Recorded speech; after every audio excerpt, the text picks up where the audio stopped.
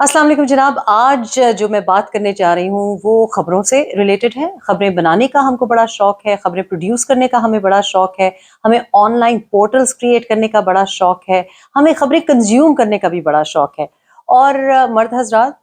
ख़वातीन के बारे में ख़बरें देना भी पसंद करते हैं। ख़वातीन खुद भी न्यूज़ में काम करती हैं, लेकिन वो भूल जाती हैं कि ख़वातीन के बारे में जब न्यूज़ की जाए तो किस अंदाज में वो न्यूज़ पोर्ट्रे करनी चाहिए।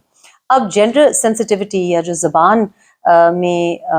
मुहतात होने की बात है, जहाँ तक रेप यानी जिनसी ज़्यादती की बात हो या जहाँ बच्चों के ऊपर अब्यूज़ तशद्दुद जिनसी तशद्दुद की बात हो, ख़ास तौर पे बच्चियों के ऊपर या घरेलू तशद्दुद, डोमेस्टिक लेबर हो, घरों में बच्चों को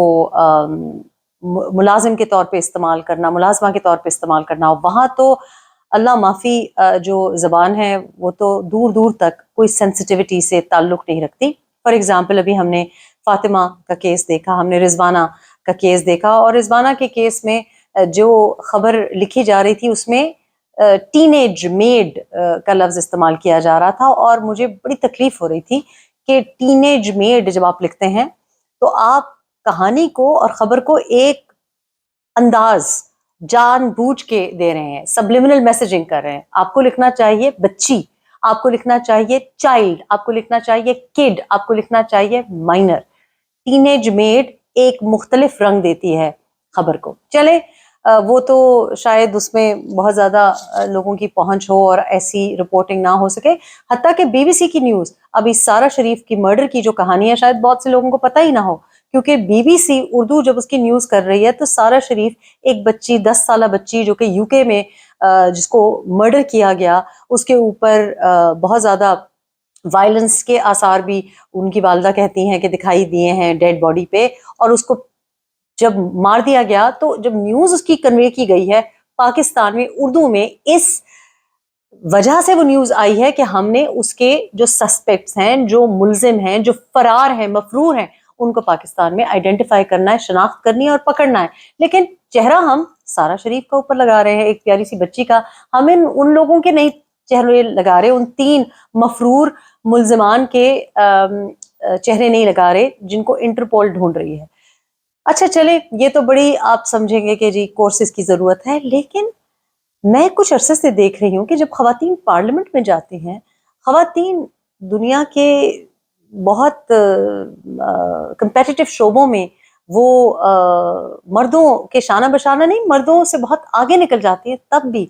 आप जब उसकी रिपोर्टिंग करते हैं तो आप वो कैसी लग रही हैं, उनकी सुर्खी पाउडर, उनके डिज़ाइनर जूते, उनकी खूबसूरती, उनके जो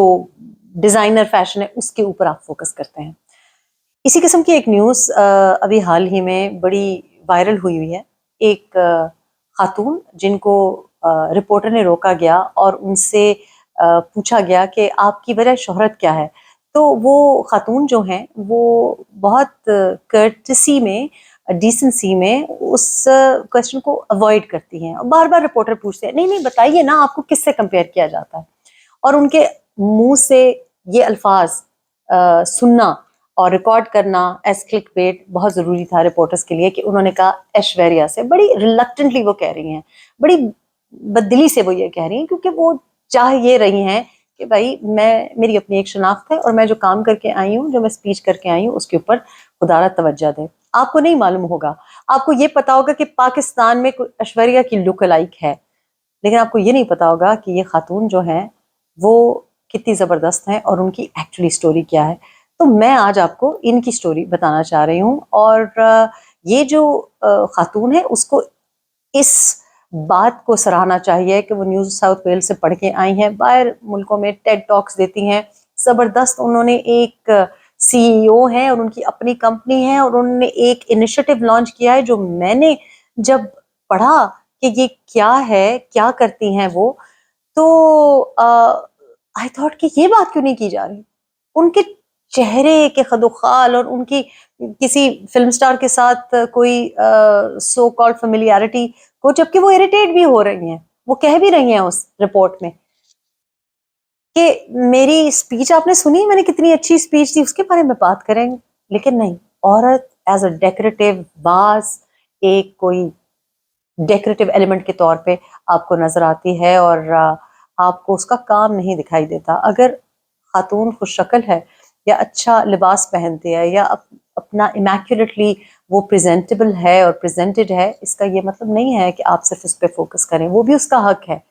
وہ بن سورے کے نکلے یا اپنے کو ایک سرٹن طریقے سے رکھے, یہ اس کا حق ہے, اس کی مرضی ہے, لیکن اس کے کام کو اس طرح ریڈیکیول نہ کریں. تو میں آج آپ کو بتانے جا رہی ہوں کہ یہ جو ہے کمل چیمہ صاحبہ, کمل چیمہ صاحبہ ظاہر ہے چیمہ ہے, پنجاب سے تعلق ہے ان کا, نیو ساؤتھ ویل سے میں نے آپ کو بتایا کہ پڑھ کے آئی ہیں, میڈیکل کی ڈگری بھی ہے, لیکن انہوں نے ایک ایسا وینچر لانچ کیا ہے جس کو کم از کم میں تو جوائن بھی کروں گی, سپورٹ بھی کروں گی, and I want to share this with you, کہ اس کا نام ہے مائی امپیکٹ میٹر. اور مائی امپیکٹ میٹر کیا کرتا ہے کہ یہ جو بھی فلانتھروپسٹ ہیں, جو بھی لوگ صدقہ خیرات کسی کی مدد کرنا چاہتے ہیں, ان کو ایک ٹول مل گیا ہے, انہوں نے انوینٹ کیا ہے, یہ سی ای او بھی ہیں, کہ اس امپیکٹ میٹر سے آپ نہ صرف کسی کی مدد کر سکتے ہیں, آپ کسی کی زندگی میں کیا امپیکٹ ڈالتے ہیں اس مدد سے اس کو بھی میجر کر سکتے ہیں, اور لوگوں کو بھی تلقین کر سکتے ہیں, اور لوگوں کو بھی اپنے ساتھ اس نیک کام کی طرف راغب کر سکتے ہیں, اور پھر آپ میجر بھی کر سکتے ہیں اپنی success. It's an amazing tool کہ آپ کو پتا ہو کہ کہاں مدد کرنی ہے. اگر کوئی مدد کرنا چاہ رہا ہے پھر چیک کریں کہ جی اچھا میں نے اتنا کیا, میں نے کیا امپیکٹ کیا. ان کا جو کلائنٹ ہے وہ ڈونر ہے, اور اس کو یہ کہتے ہیں امپیکٹر. So please, next time you talk about women, talk about their achievements, talk about what they've invented, what they're doing, how they're contributing, and do not demean their ability, do not demean their capacity, do not demean their role in society. Thank you. اپنا خیال رکھیں.